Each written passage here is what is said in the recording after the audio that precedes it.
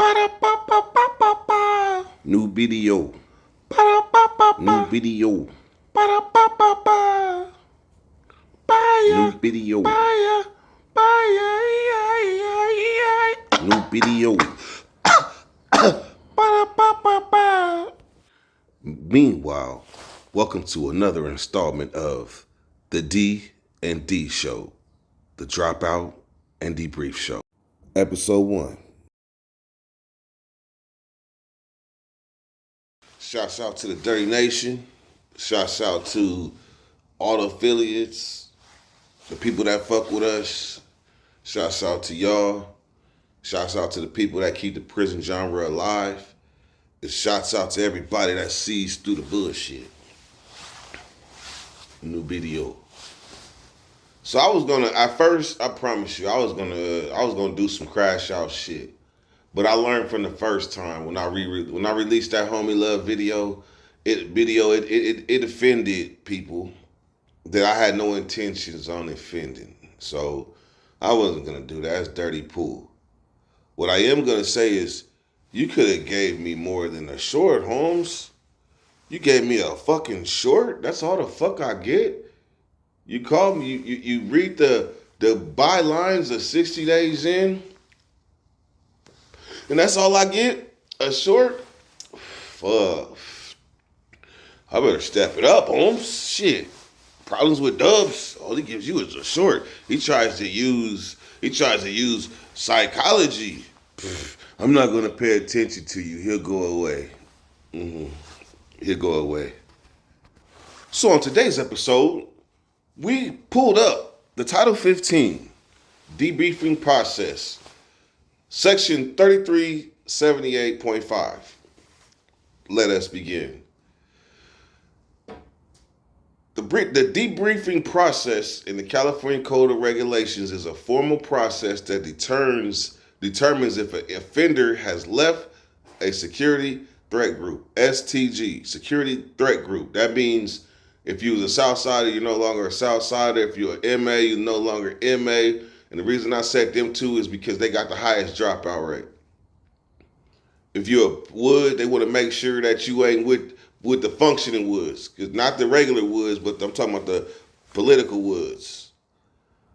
The purpose is to reclassify the offender based on their needs, the safety of staff and other offenders, and the security of the institution. So let's break it down. They on your ass, Mr. Postman, so you got to do what you got to do to get up out of there before they get your ass. Or maybe you were just tired of the bullshit. Tired of looking over your shoulder. Tired of politicking. Scared for your life. Tired of paying taxes. And according to Wes Watson, tired of sticking kites up your butt. Now here's where it gets deep.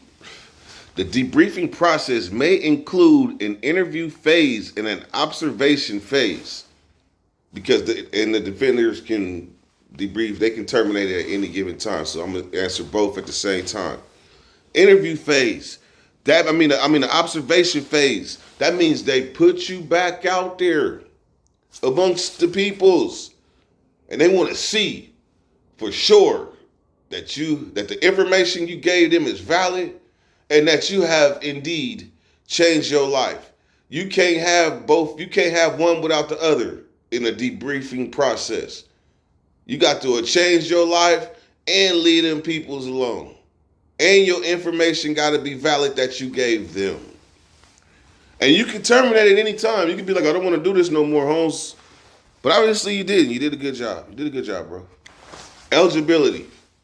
To be eligible for placement in the DPU, which is a debriefing processing unit, DPU, inmates must meet certain criteria, including being validated, completing the initial debrief intake interview, and not have a disciplinary case pending. So that means you was doing good. You didn't have no disciplinary cases, obviously. And you completed the initial interview. That means you came through the door. It's what you got. That's why they hit you when you get what you got. You got something for us? Because you already know how this debriefing shit work. What you got? What I'm amazed about is that the same way motherfuckers is talking about me going on the 60 Days In show, going on the 60 Days In, and they ain't seen me tell on a motherfucking soul. A motherfucking soul. So you could read what the show was initially about, but behind the scenes, what you don't know is that they automatically knew I had been in prison for all them years. They knew that already. So they knew that I wasn't gonna tell. They knew that was part of the contract. I ain't telling on nobody.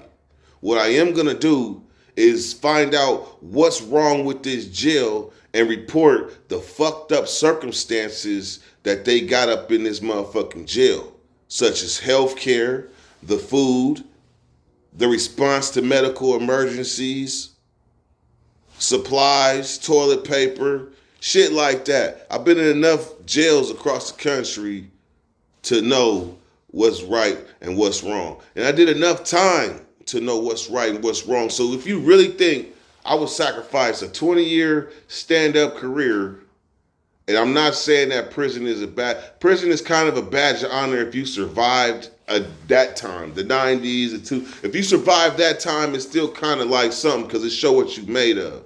Now anybody could walk that motherfucker pretty much. So when you try to compare you dropping out to me on a TV show, I got paid 15 bands for going on the show and talking about my heart, my blood pressure, which was really tripping, and leaving. You got what? You told on your homies or whoever you had to tell on and give them whatever information you had to get out. All I had to do was give a signal. I'm sick of this shit. Fuck this jail shit. I thought I liked it. Fuck this jail shit. Let me up out this bitch. It's cold in here. I'm out. Oh, if it was that simple for you, you probably would have gave the signal too. I'm out this motherfucking shit. Instead, you didn't give a signal. It went like this. Watch this.